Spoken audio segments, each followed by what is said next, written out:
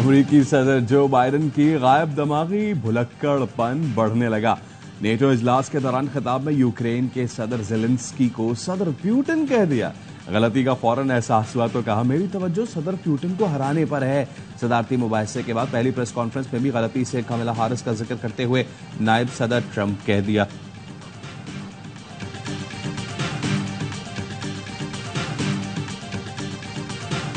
China and North Korea are enabling the Russian war machine. Why you are not talking to Russia? Why there is no dialogue with Russia? The conversation on the future of peace in Ukraine needs to be between Ukraine and Russia. NATO ने चीन को एक बड़ा खतरा करार दे दिया। NATO इजलास के एलान में कहा गया चीन यूक्रेन के खिलाफ रूस को मदद फराहम कर रहा है। अमेरिकी महकमा खारजा के यूरोपियन डायरेक्टर लियाम वॉजले ने AFI न्यूज को बताया रूस के साथ अमेरिका मुज़ाकरात नहीं करेगा। मुज़ाकरात रूस और यूक्रेन के दरमियान होने चाहिए। मोदी के दौरे रूस पर अमेरिका को तहफ़्फ़ुज़ात हैं।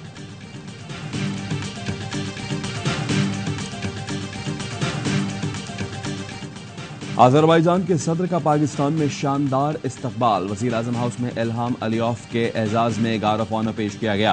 पाक फौज के चाक व चौमन दस्ते ने सलामी दी। इससे पहले मोअज़्ज़ज़ मेहमान को तोपों की सलामी भी पेश की गई। इल्हाम अलियोफ शकरपड़िया में कौमी यादगार पर फातह खानी के लिए भी गए। पाकिस्तान की हदूद में दाखिल होते ही अज़री सदर के तैयारे को पाक फ़िज़ाइया के लड़ाका तैयारों ने हिफाज़ती हिसार में लिया। नूर खान एयरबेस पर लैंड करने तक सख्त रहे।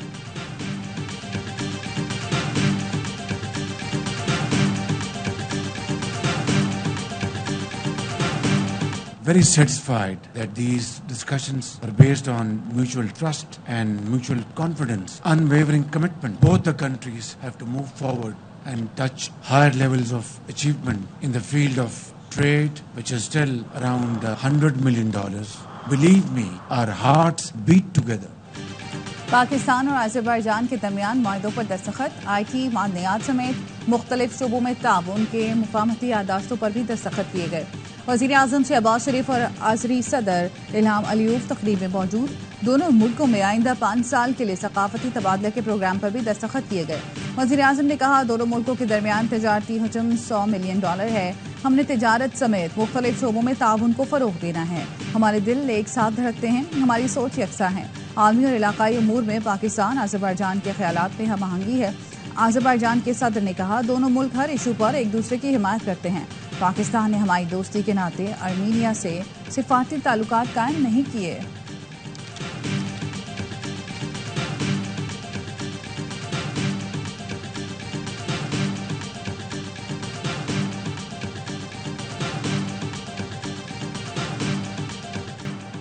हुकूमत का तख्ता उलटने की साजिश करने वाले को जमानत का हक नहीं। इश्तियाल अंगेज पैगाम देना, फैलाना आर्मी तनसीबात जिना हाउस पर हमला दहशतगर्दी के जुमरे में आता है।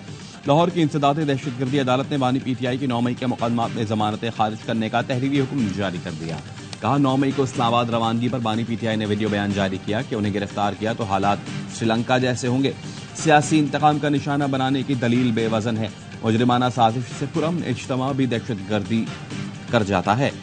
जमानत मासूम फर्द का हक है, इसका हक नहीं जिसने साजिश करके रियासत के खिलाफ जंग की।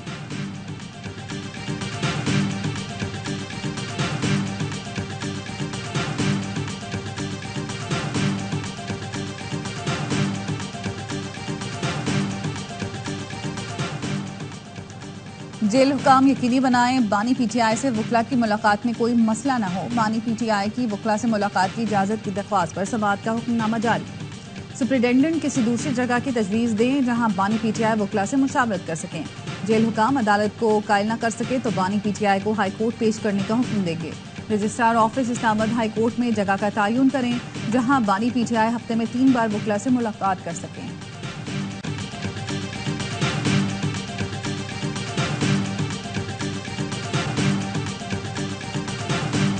जब कोर्ट ने हमें इजाजत दी हुई है मिलने के लिए आइन और कानून के मुताबिक तो हमें मिलना चाहिए। नवाज शरीफ शहबाज शरीफ मिलते थे 45 लोगों के साथ, वहां पे खाने बूफे चल रहे होते थे और यहाँ पे इमरान खान साहब को आपने एक डेथ सेल में रखा हुआ है।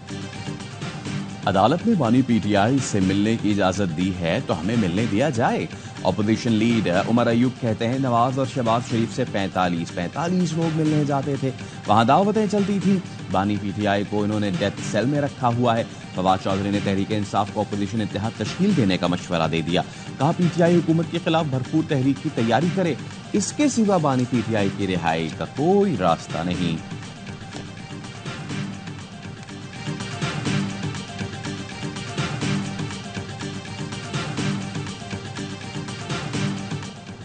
तहरीक इंसाफ का शेर अफजल मरवत की रुकनीत मुअत्तल करने का फैसला, किसी फोरम पर पार्टी की नुमाइंदगी नहीं कर सकेंगे। शेर अफजल मरवत का शो कॉज नोटिस का जवाब भी गैर तसल्ली बख्श करार। जराये के मुताबिक बानी पीटीआई ने शेर अफजल की लंदन में की गई मुतनाज़ी गुफ्तगू का नोटिस ले लिया है। शेर अफजल मरवत को पीटीआई की कोर कमेटी से पहले ही निकाल दिया गया था।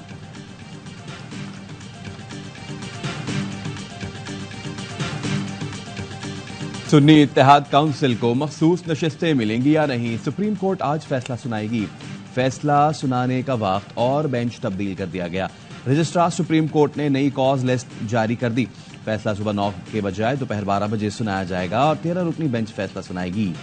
इससे पहले जारी की गई कॉज लिस्ट में कहा गया था कि महफूज शुदा फैसला चीफ जस्टिस के रेगुलर 3 रुकनी बेंच में सुबह 9 बजे सुनाया जाएगा।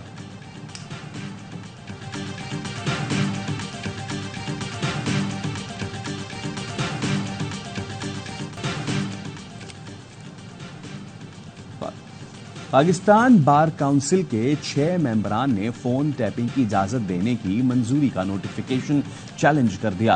इस्लामाबाद हाईकोर्ट ने दायर दरखास्त में मौक़िफ़ अपनाया। टेलीकम्युनिकेशन एक्ट के सेक्शन 54 के तहत नोटिफिकेशन गैर कानूनी है। फोन टैपिंग की इजाजत का नोटिफिकेशन का लाज़िम करार दिया जाए।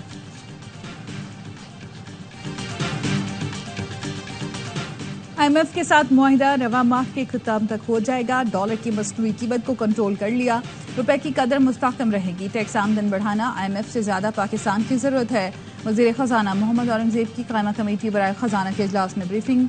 कहा टैक्स नेट वसी न होने के बायस मौजूदा टैक्सेस को ही बढ़ाना पड़ा। सूबों के ताउन से ज़रई आमदन पर टैक्स लगाने के लिए तजवीज़ ज़ेर-ए-गौर हैं। 5 विफाकी वजारतों को खत्म करने का फैसला 30 जुलाई को हो जाएगा। पेंशन का बोझ 1 ट्रिलियन रुपए तक बढ़ चुका, जिसको कंट्रोल करना होगा। ज़रई आमदन पर टैक्स के लिए वज़राए आला का रिस्पॉन्स काबिल तहसीन है।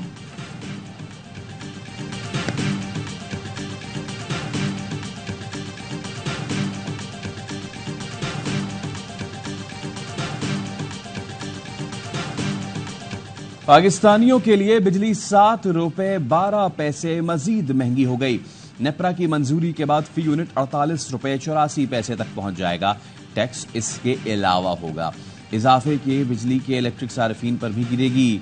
200 यूनिट तक बिजली इस्तेमाल करने वाले घरेलू सार्फिन को 3 माह तक इस्तिस्ना मिल गया। नेपरा ने घरेलू सार्फिन पर 1000 रुपए तक फिक्स्ड चार्जेस लगाने की मंजूरी दे दी।